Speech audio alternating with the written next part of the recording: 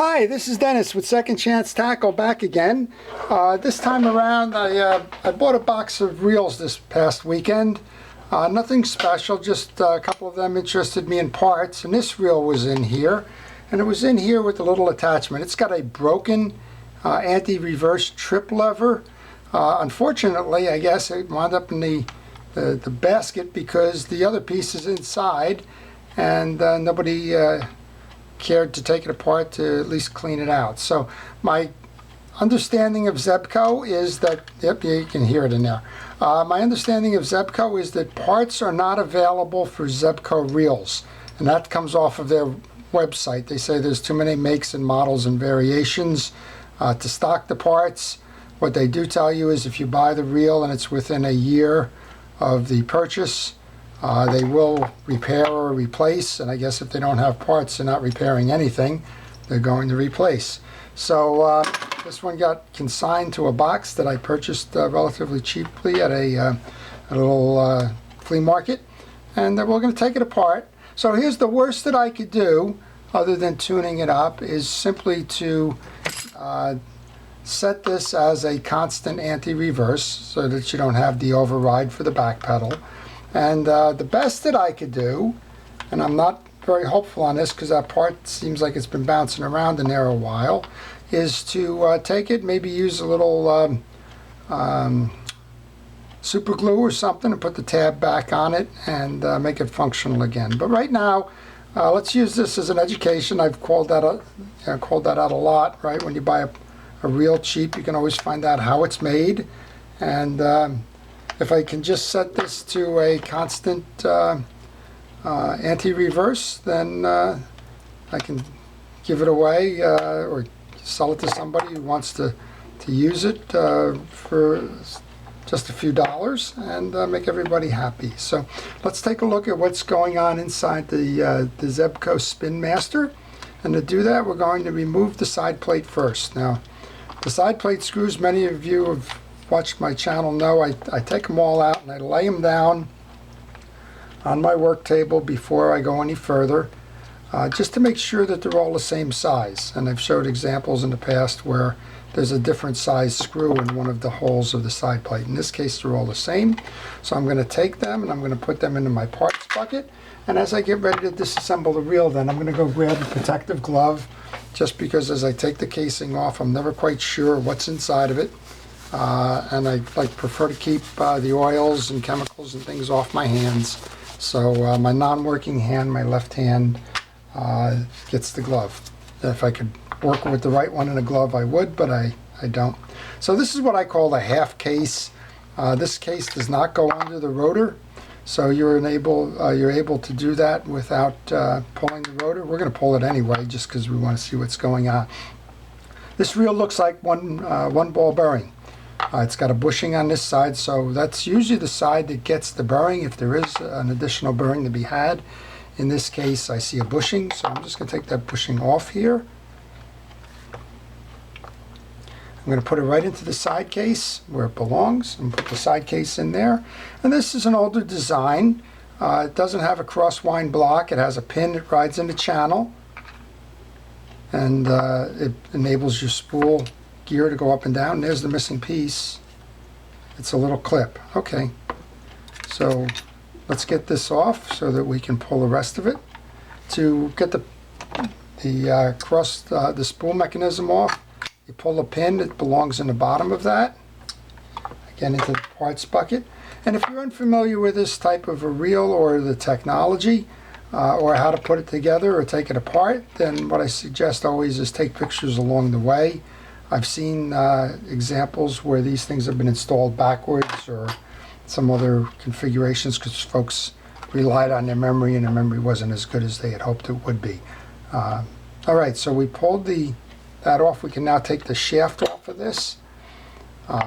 We don't have to remove the spool in order to remove the gear shaft. And once you take the gear shaft off, you can pull the main drive. Now notice on this one, this is an interesting one. So this main drive then has a V-shaped plastic piece on the back of it, then it has the other side case bushing. This V in the drive belongs here. It belongs on the tag that's going to control the anti-reverse. So when we go back to put that together, you'll notice there's a window here in that main gear. We're going to line that V up with the window, and we're going to look through the window to make sure that this intersects with the tab that's on here. So if you haven't done one of these before, you've just learned something. If you have, then I've just reinforced that that's the way that it gets done. Okay, there's not much to clean up here. I'm looking for that little piece. That little piece is down here. That little piece would work this way. If I can get this orientation right, seems like I need another hand. It would sit on here. It would go back that way, and when you flip the switch, it would push that out so that you had the, I'm sorry, it goes on the other side. It would pull it this way so that you had the ability to go back and forth. In this case, we don't because it's not working. And we'll just grab that little tab and see if this is something that might be able to get corrected. I think it might. Let's just take a look here. I'm thinking maybe it just snapped off inadvertently. No, it's broken off for sure. Okay, well, we gave it a try, and that didn't work. So we will just put that to the side, and we'll go back and just lube this reel up, let it be stuck in the constant anti-reverse pattern, and move it along from there.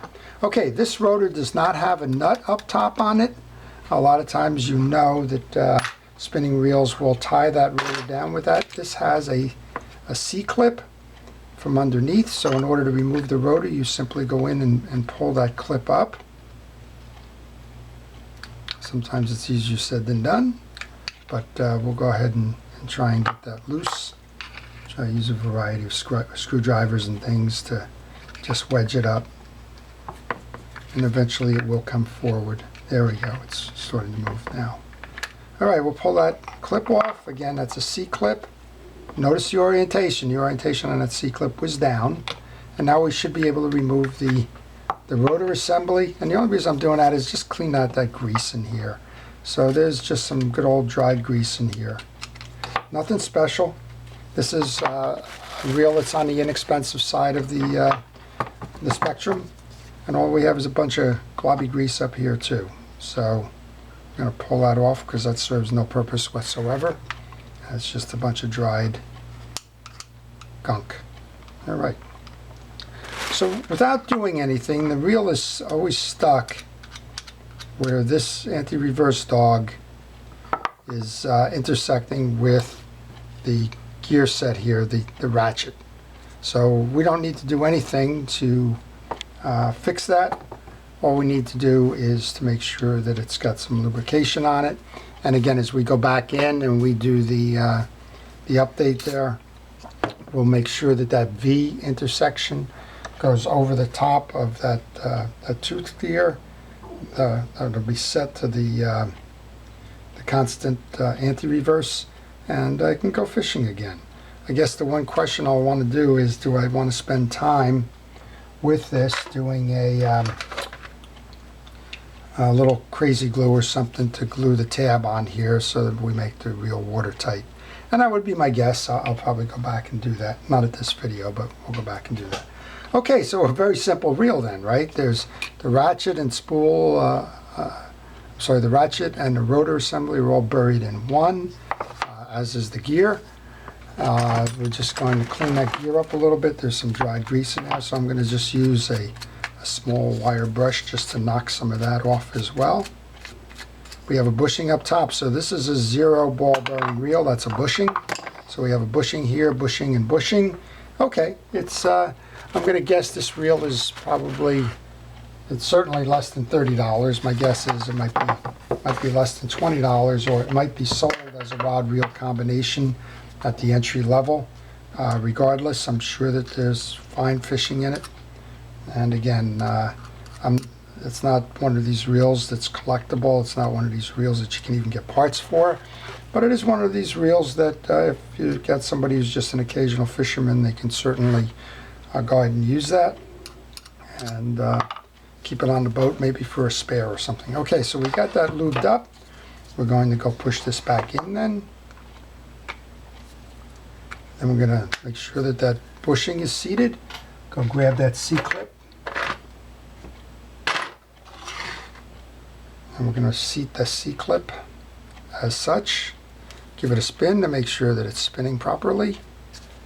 We're going to grab the main gear then with that little V that I was referring to. I just want to clean up some of that. So this reel has never been maintained, but that's not unusual for the low entry reels, particularly if you've just had it sitting around or you bought it for somebody who's just an occasional fishing person who doesn't even know that there's a maintenance schedule on these things. So what is a maintenance schedule? I like to say every year, particularly on the lightly fished reels, and maybe twice a year on the ones that are daily driver kind of things. So in this case, neither has been maintained, but that's some folks take these cheap reels, not cheap, inexpensive reels, and they say they're cheap enough, and what they tend to do is they tend to just use them and throw them away when they break, and that's probably why this one just wound up on the parts tray.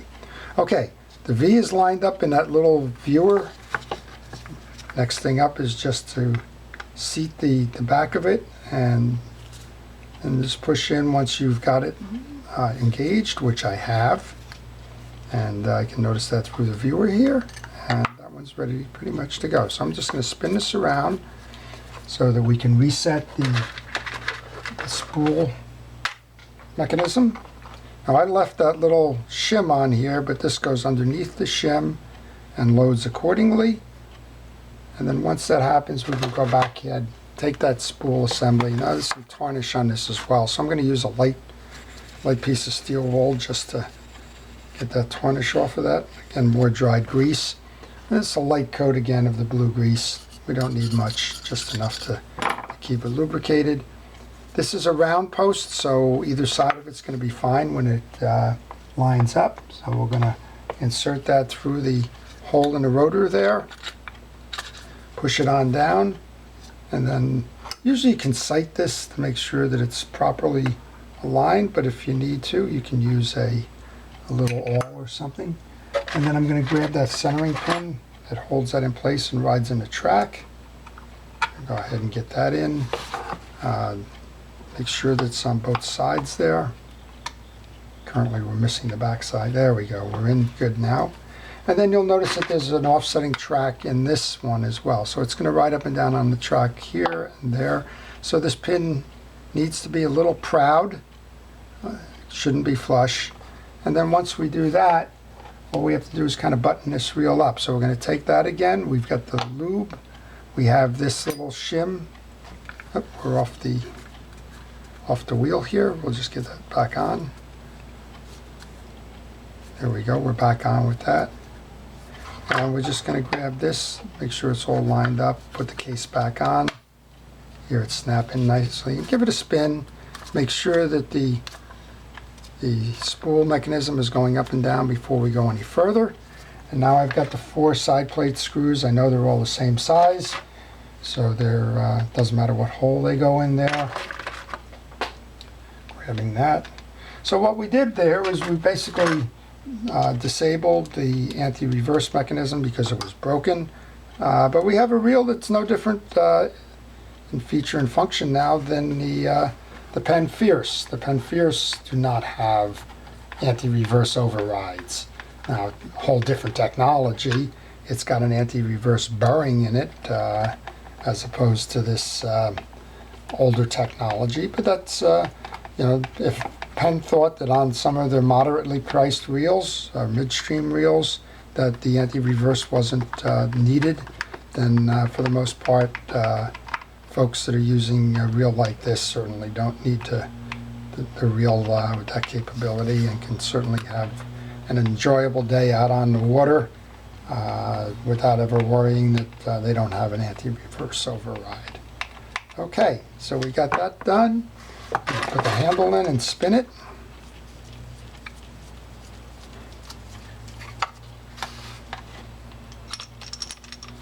And I think what I will do is I will get the crazy glue or super glue or whatever the terminology is for that thing, and I will glue that button in place just to keep the water out of the casing.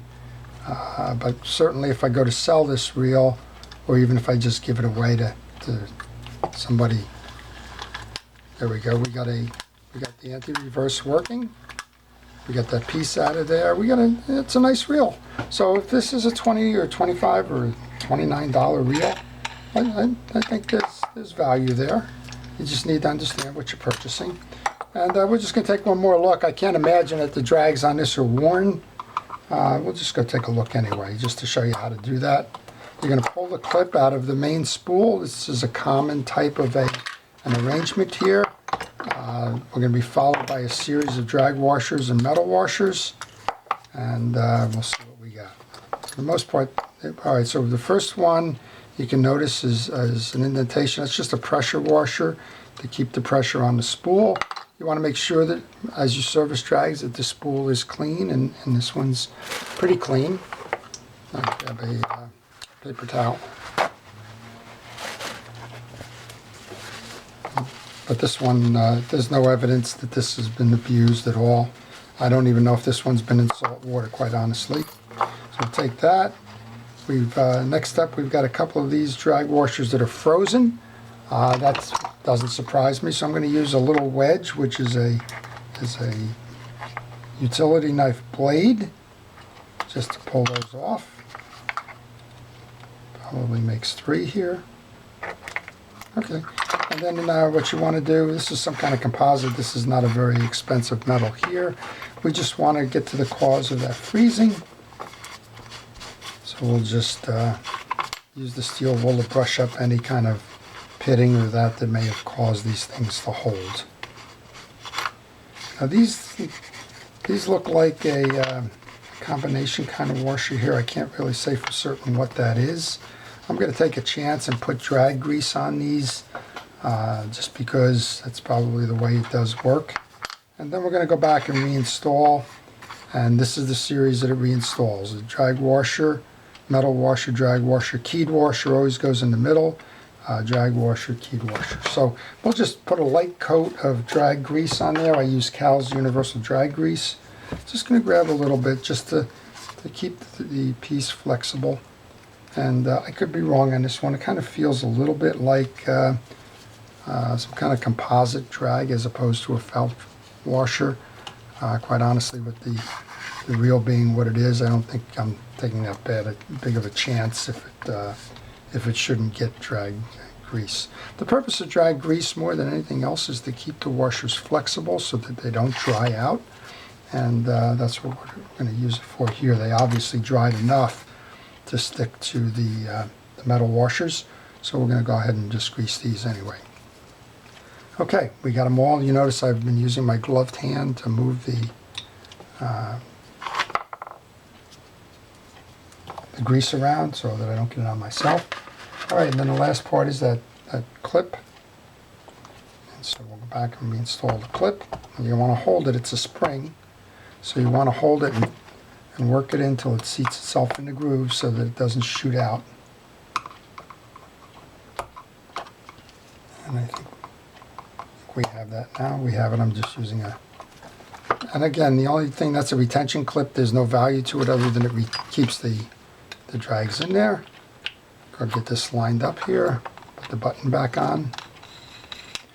And so this has been properly serviced now. So again, if I just choose to give it to somebody or to sell it for $5 or $10, I know that I can be happy with it, that it's it's ready to go fishing, and that I won't spoil somebody's fishing trip by getting out there and having it break. So, all right.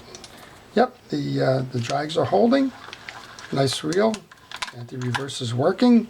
And like I said, I'll probably go ahead and just take that button and a little bit of that crazy glue or something and just affix it as such, and be certain to tell whoever gets this reel that the anti-reverse override doesn't work. So that's it. This is the Zebco Spinmaster SM60 or SM6. It's a 60 size reel. It's a nice priced reel. It's 0 ball bearings. They're all bushings. Heavy duty. The technology is a proven technology. And if you're paying less than $30 for it, and you're just going to be an occasional fishing person, then I think you'll do all right with this one. So I hope you've enjoyed the video. If you did, please like it.